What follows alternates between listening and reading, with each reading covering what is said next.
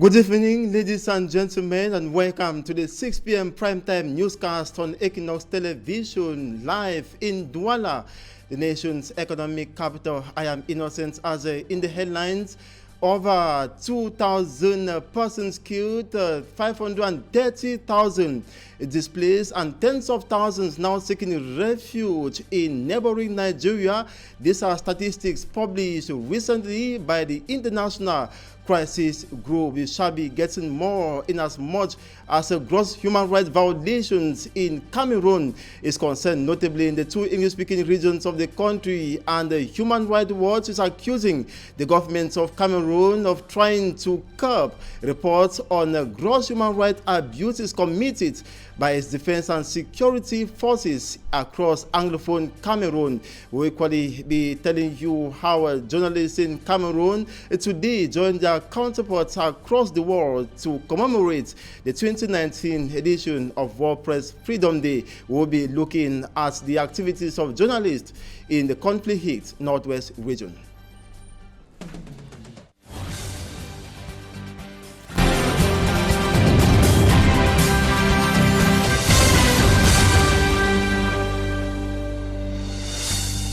Once more, good evening to you, ladies and gentlemen. Thanks for joining us in this 6 p.m. primetime newscast on Equinoxe Television, where we are broadcasting live from Douala. We begin with this human interest story. 15 bags of cannabis have been intercepted by elements of the National Gendarmerie in the Logon and Shari division of the far north region of Cameroon. The cannabis was being transported by some individuals, and that was at Zibanga. It was heading to Kuseri. Smanjikan Gabriel tells us more. It was a busy day for the elements of the Legon and Shari Legion office of the Gendarmerie.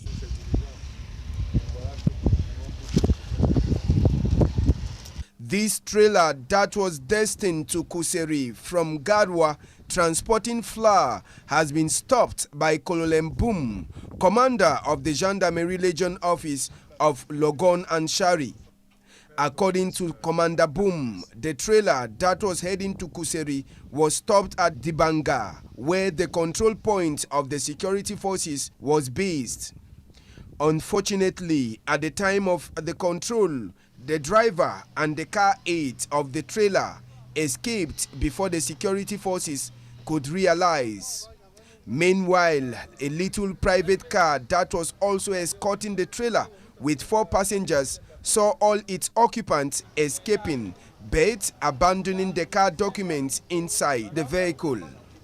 The call from the security officers in the Logon and Shari division is for the population to collaborate with them. It is just time for us now to call for the population of this area to continue being with the elements of force and orders in Hull to permit us to gain, as we can say, this fight which has been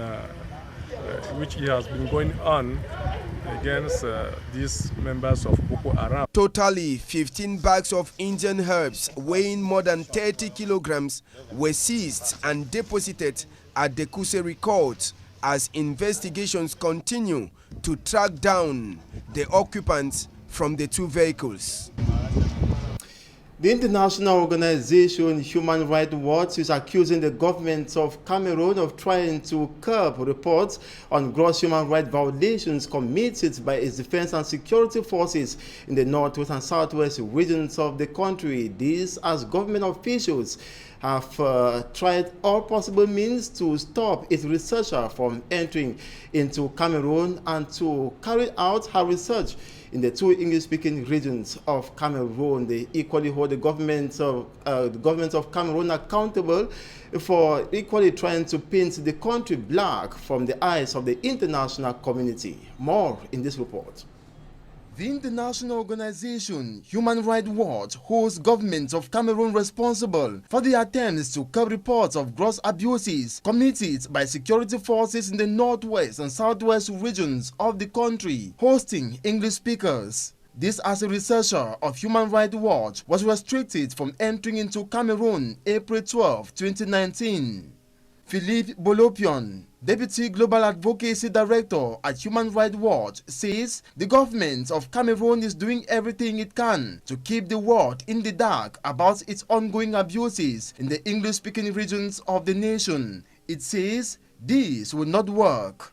Human Rights Watch adds that authorities at the Douala International Airport refused to grant entry to senior researcher for Central Africa, Ilaria Allegrozi, despite receiving a 3-month visa on March 25th. She was given no explanation by the airport authorities and has since not received clarification from the government despite several attempts.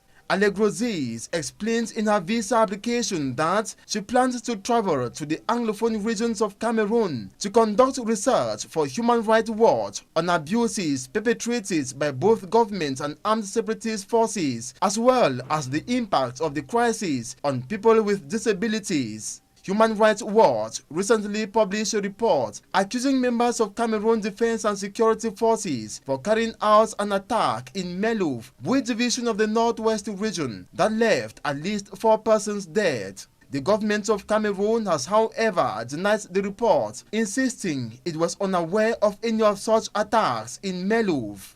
According to the government, security forces have only destroyed places serving as hideouts for separatist fighters. Close to 2,000 persons have been killed, 530,000 displaced by the Anglophone crisis, and tens of thousands are now seeking refuge in neighboring Nigeria. Those are the statistics published by the International Crisis Group. They are equally saying that it's still difficult for a genuine dialogue to take place in the 2 English-speaking regions or take place in order for the violence in the 2 English-speaking regions of Cameroon to come to an end. They're equally advancing the needs, the serious need for dialogue to hold. For me, Armstrong Sander has more. The Brussels-based International Crisis Group say 1,850 people have been killed and 530,000 internally displaced as a result of the conflict in the northwest and southwest regions of Cameroon in the last 20 months, with tens of thousands living as refugees in neighboring countries.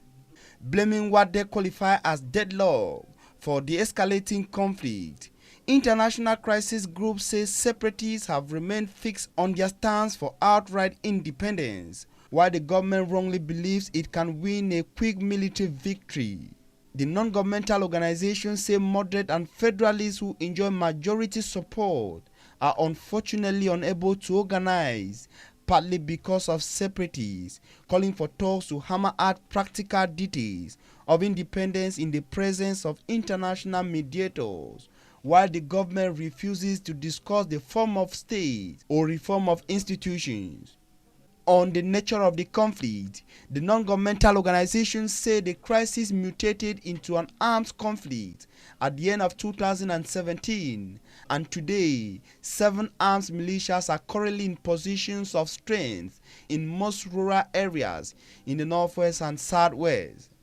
They say security forces reacted slowly and since mid-2018 have inflicted casualties on separatists, though unable to regain full control over rural areas nor prevent repeated separatist attacks in towns and cities.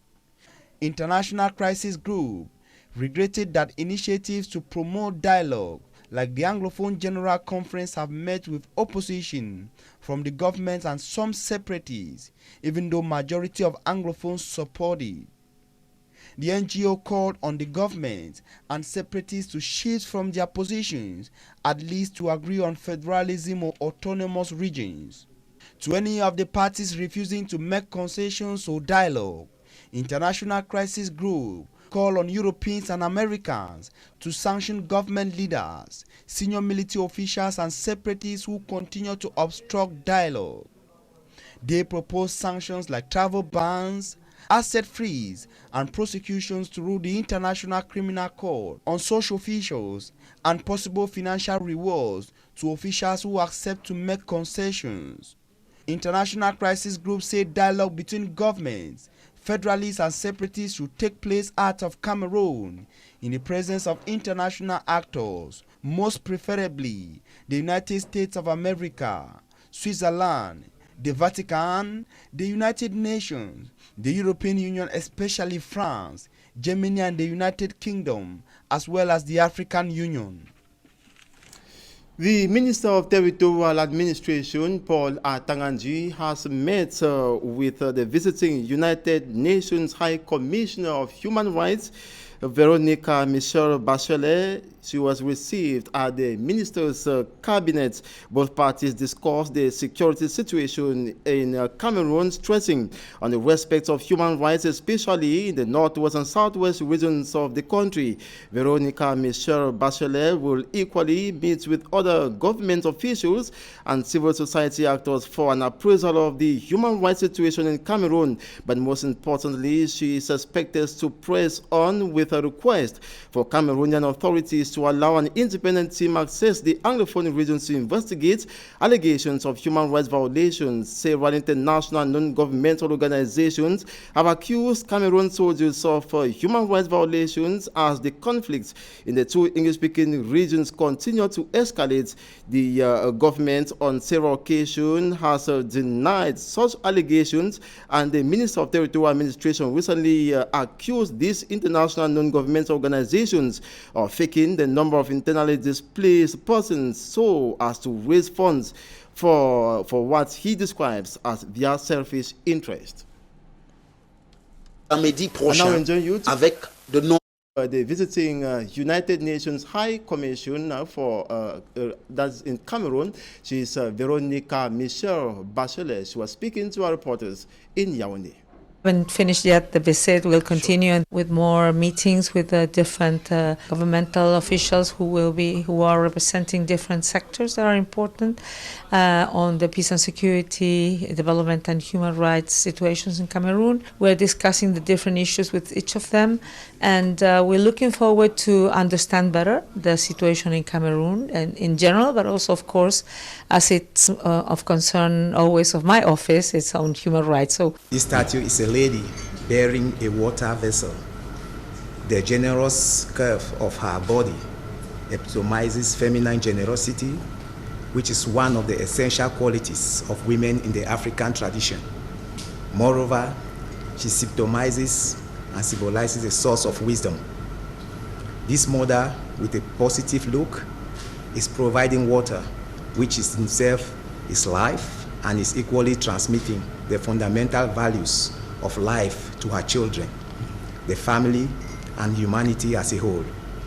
Through this present, Cameroon entreats its illustrious guest, which you are, to echo the message of peace and hope to the people of Cameroon and all over the world.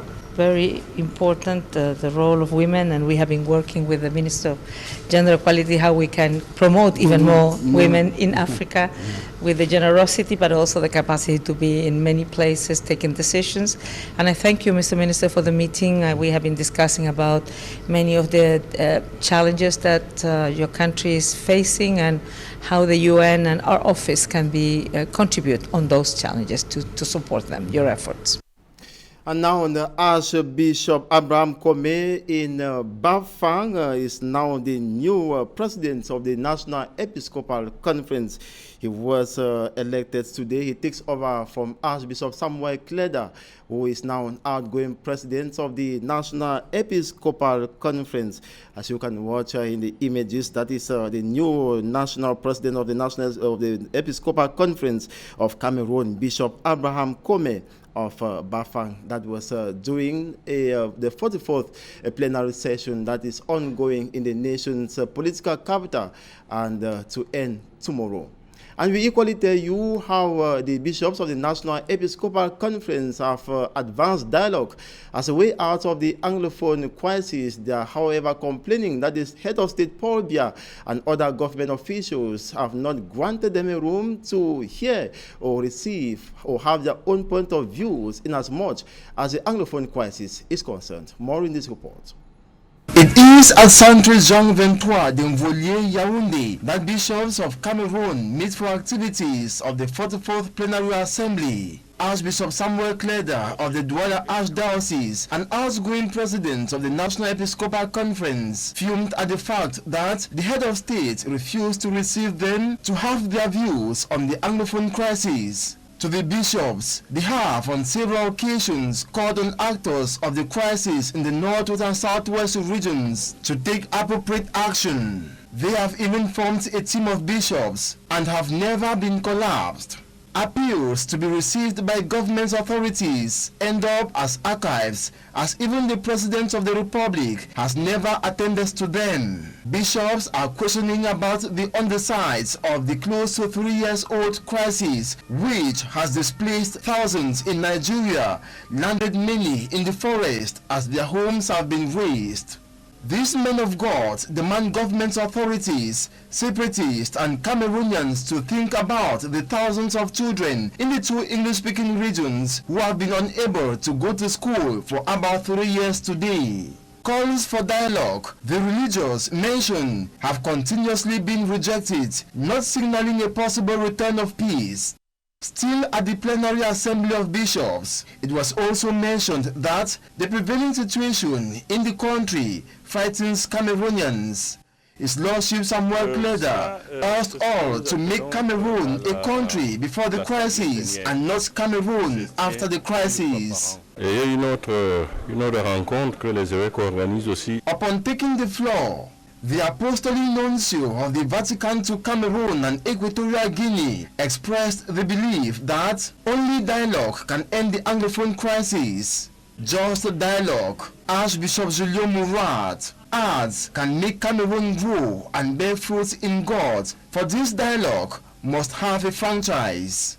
The Metropolitan Archbishop of Yaoundé, His Lordship Jean Baruga, indicated that the bishops are in solidarity with their brothers of the English-speaking regions who are obliged to flee to find refuge in other cities of Cameroon, like Yaoundé, overcrowded today.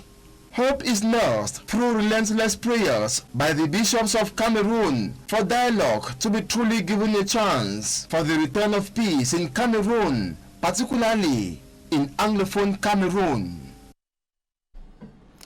And journalists in Cameroon today joined their peers across the world to commemorate the 2019 World Press Freedom Day. Press Freedom Day under the theme Media for Democracy, Journalism and Elections in times of disinformation. In his message ahead of this day, the United Nations Secretary General Antonio Guterres called for a free press across the world to ensure development and human rights. The UN Chief Scribe stated that no democracy is complete without access to transparent and reliable information. It is the cornerstone for building fair and impartial infiltrations, holding leaders accountable and speaking the truth to power. In Cameroon, activities have been organized at the level of associations grouping journalists, notably the Cameroon Journalists Trade Union and the Cameroon Association of English-Speaking Journalists, CAMASERG. And we now look at the challenges faced by journalists practicing their profession in the conflict-hit northwest and southwest regions. Mo Stella is reporting right in Bamenda. 3 years down the lane, the northwest region is still haunted by the socio-political crisis. The results have been violence, burnings, killings, kidnappings, school shutdowns, hospitals operating at half gear, among others. Gunshots have been the most regular sounds around. The villages are deserted, with its population emptying into other regions of the country and beyond the national borders. Not even Bamenda, the regional headquarters, is spared. Many civil servants and businessmen have left the city. Traditional rulers, most parliamentarians and senators, event organizers have since escaped for safety into other parts of the country. The only people still visible and seemingly active in Bamenda are journalists. Call them the last men standing. I believe that it is because journalists have understood and mastered their role in understanding that the story has to be told. And the story has to be told not from a distance. There is too much work for journalists to do here, and for that simple reason, if you have the basics to survive with, you will definitely always want to stay here because there are too many stories to be told.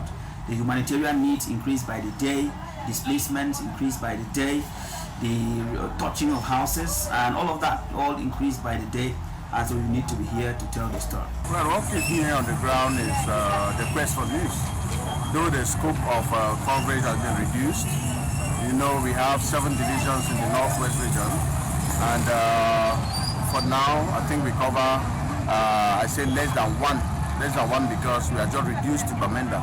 We can't go out of Bamenda, the other subdivisions of Mesa division. There are 7 of them, but I can say we cover only 3. Surviving in the midst of the crisis, when listeners, viewers and readers often tune in to get the latest information, journalists have described their job of information gathering as challenging more than ever before. It is more challenging even for the journalist, who is not supposed to just be in his backyard, who is supposed to be out there telling the story as it is. We now know that event organizers have left the region.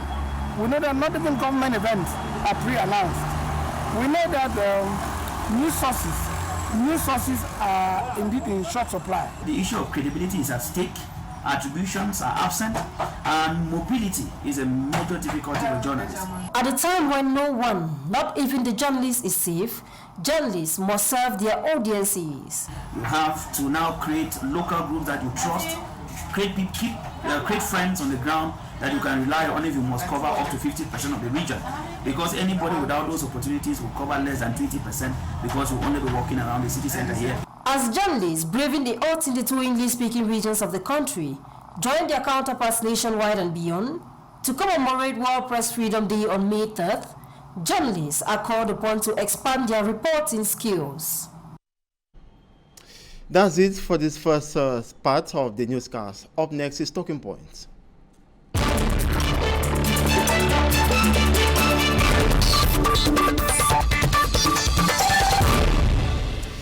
You're welcome to Talking Point. We are having as guest Esther Kui. Good evening to you. Good evening, Innocent.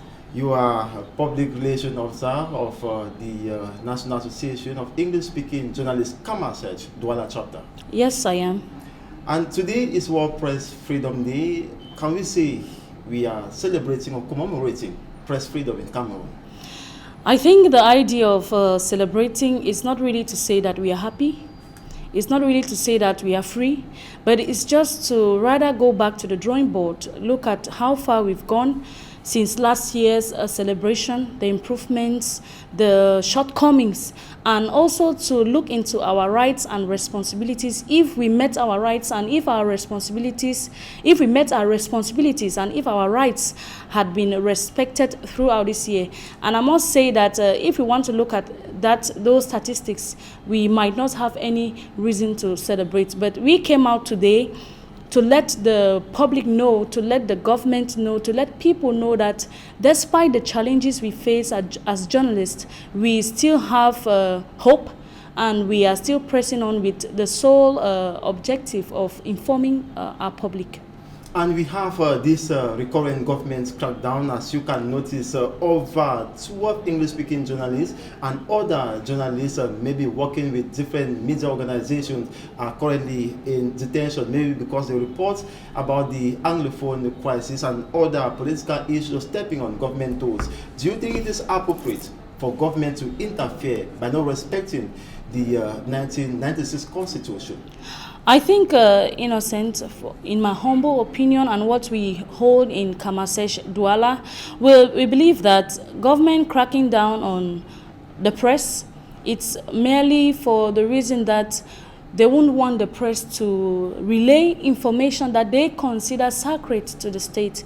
But I must say that oftentimes we are how can I say, arbitrarily arrested because for propagating fake news. That's because that's one of the focus of this year's theme. And I believe it's simply because we, the press, we are not open. We are not given access to information, the right quarters of information. And that is our call for this year's celebration. We need access to information, because if you do not have access to the right information, to the facts, you are bound to create information which is not ethical. But people, due to scope and the desire to break the news, we journalists, we go ahead and give information without verifying with sources, government sources sometimes, and even other sources. You want to get the right information, maybe get a source for an interview. Either the person will shy away for fear of their life or one thing or the other, or the government simply gives you a red light, not wanting to give you the right information. And journalists find themselves either sourcing for information in the wrong quarters, and we end up having fake news and disinformation. And they always say information is knowledge, and knowledge itself is power. And the population equally has a responsibility to support the press, to give them reliable information. But at this time, what does the press need to do in order to give accurate information? Because when you move about to hear people saying this media organization or this information is not credible, what will journalists do when government continues cracking down? So we say the state is maybe winning in the fight for press freedom. I think generally governments that crack down on the press are governments that they don't want the press to decry their excesses and atrocities. Because if you are a government that you have the people at heart, you are doing the right things, you want the press, of course, to relay this information. And if you're a government that you are accountable to the public, to the citizens, you want the public to know what is going on. Let the people know what is going on in A2D. Let the people know what is going on in the Prime Minister's office. Let the people know why the situation at hand is not yet solved. Let the people be able to know and decide for themselves what to believe. Now we come back to a point where the people themselves, we know the current atmosphere in which we are in. People are afraid to give the right information for fear of being attacked either by the military or the separatists. Now you find yourself in a fix where you don't know who to quote, you don't know who to attribute to a particular information. You go to somebody who has been, affected directly by the crisis. They will know they might know who caused them the pain, but they will not want to say it. If they say it, the military will come back and do havoc, or the separatists will come back and do havoc. I think that we are in a situation where it's a total dilemma. The press, the public, everybody is going helter-skelter, and we find ourselves in a place where nobody is free to really express themselves. And you notice the United Nations Secretary General Antonio Guterres calling for a free press across the world, and noting clearly that the press equally assists in the development of the nation. Are you saying if the press is trapped between a conflict, is not reporting on the side of the government, not reporting on the side of the separatists, we should abandon it? How neutral should we be? No, I think the press must understand that they owe the public the responsibility to give them the right information.